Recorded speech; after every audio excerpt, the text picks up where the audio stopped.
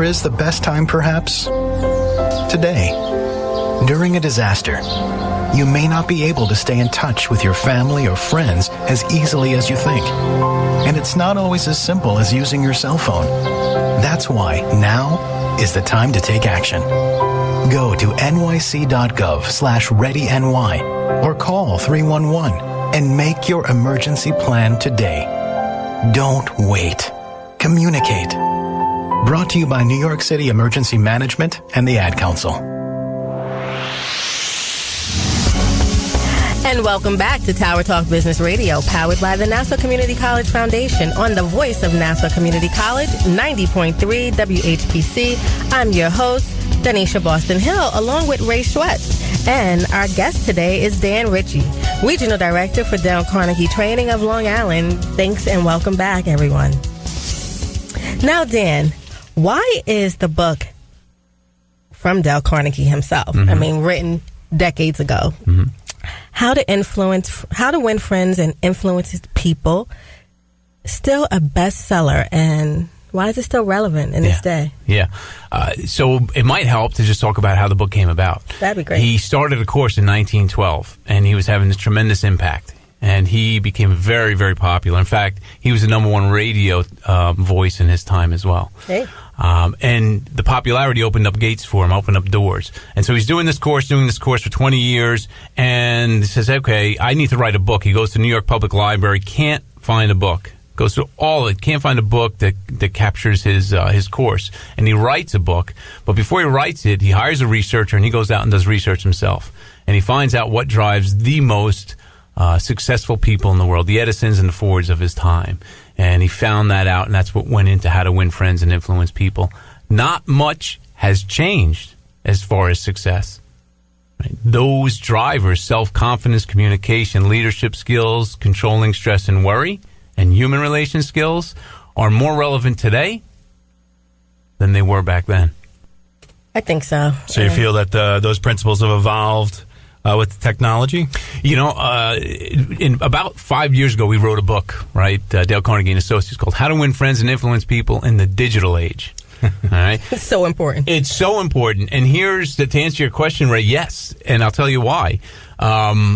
It's amazing how we can hide behind social media, emails, and things like that because there's no skin in the game. I don't have to look like I'm looking at you now. We have to communicate, and I can see your body language. I can see your body language. We know how to do that. In the digital age, we don't have that. But Dale knew one thing, and this is true in the digital age as it is for in-person communication.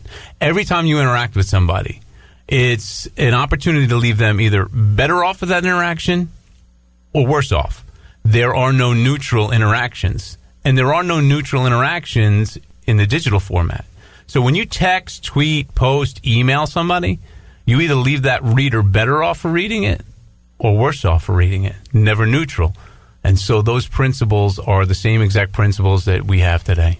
I'll have to think about that the next time I'm going to post something on Facebook. Positive, Absolutely. Uplifting. That's right. Just make sure. If sometimes we have to post and email things that aren't very uplifting, or you're not delivering good news. But there are ways that you can deliver those so that you're educating the reader and you're putting it in a format that is agreeable to that person and not poking that person.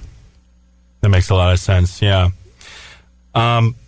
Is the program best for someone who's a corporate executive? Is it like, who is the best fit for the principles that are taught in the Dale Carnegie Institute? That's it's there's so many training companies out there, and they all have this different strategy. What's or the this differentiator? Exactly. Yeah. You had opened with a quote from Lee Iacocca. He's one of our famous graduates. Lee was a decent level executive at Ford Motor Company when he came to the Dale Carnegie course. Pretty high level. Right. He had issues when he got to the corporate table in the conference room and speaking up and really giving people his opinion. He came to Dale Carnegie training, and we affectionately like to take credit for the Ford Mustang. Shortly after graduating, he came up with the idea for the Ford Mustang, and quite frankly, he probably had the confidence to actually say, this is where we need to go as a company. And so he was a famous grad. That's pretty fantastic. So does that mean that each of you, when you're training for Dale Carnegie each get a Ford Mustang? No Ford Mustangs upon graduation, but you might win a pen. Right? Oh, well, we'll take it. Yeah. Yeah, that's kind of I don't know, big gap there, but. But maybe I should answer that question real quickly, right? So there's CEO level in the class, and there are 18-year-old and 20-year-old kids in the class, or I shouldn't say young adults in the class, that the CEO is understanding how people and maybe his employees are communicating, right? By really getting this. So you might be starting in different places and careers in your life, but where you start in that course, certainly you just grow from that spot. So the course is really covers every single level across a company or a corporation. So now you're going into a lot of corporations, you're giving training. What do you think is the most valuable lesson you learned as part of the Dale Carnegie team? Yeah, so it's one word, activity. Activity. So, I don't know when it happened in the 90s. There were a lot of self-affirmation without activity is the beginning of delusion. Right? So it's always about action, right? So the Dale Carnegie course it teaches you, coaches you how to do certain things, right? Very important things. And then you're tasked with actually doing it during the work week. And then you come back and report about it the next week. It's an action course. What helped gain leadership skills? Did you gain that before becoming a trainer? Was it something that was inherent in you? Like, how did that kind of come about? Was that pre or post your current career? I believe that Dale Carnegie training made me see myself in a different light. My emotional intelligence is what it worked on, and it's nearly impossible to be a very strong leader without a high emotional intelligence. And I got to tell you, that was a blind spot for me for a very long time. Very interesting. You are listening to Tower Talk Business Radio on the voice of Nassau Community College 90.3 WHPC. My name is Ray Schwetz, along with Donyshia Boston-Hill, and our guest today is Dan Ritchie, Regional Director for Dale Carnegie Training of Long Island. So, Dan, here's the big question. What do you think is the secret to success? Right. That goes back to it, right? Should I have asked that in the beginning? No, that was the, and I think you kind of had a similar. The secret to success, I believe, is activity. We are all immersed in so much knowledge. We can all pull up on our phones in a matter of 3 seconds, probably the best communication ideas, structures, concepts, right? And we can read it. We're thirsting for activity in this country. That's my personal belief. Because we are immersed in the education and the knowledge of it all, but it's all about what you're doing with it. Now, you're watching people transform week to week right in front of your eyes when you go into these corporations. How do you see someone going from hunchback and very timid to really positive, exciting, and really outgoing? What are some success stories that you've seen, especially right out here in Nassau and Suffolk County? It's incredible. In my 4 years at Dale Carnegie, I've seen people come through the course, and I've seen shrinking violets turn into lions. And I've seen them move from maybe an entry-level role in their organization all the way up to executive vice president roles. And they're so calm and confident in who they are. And I think the course isn't primarily responsible. Everyone has that inside of them, but the course brings it out. Nice. I'm a big movie buff. Is there a movie that you feel has the principles of the Dale Carnegie Institute? Wow. That's a good one. Yeah, that is a good one. I don't want to misspeak here, but for some reason, Forrest Gump is coming to mind. Okay. Right? I can see that. I can see that. I just think it's Dale Carnegie is all about creating win-win situations for everybody.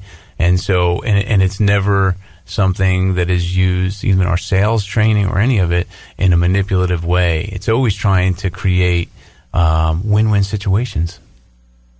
Do you think that there are some skills that people today struggle with more than others? Like, what are maybe top three things that you really need to work on with someone. Yeah. We know that there is a huge deficit in the marketplace for really good communication skills. Humans have declined, right? The attention span of humans in a recent study has now declined to about 8 seconds, matching that of a goldfish.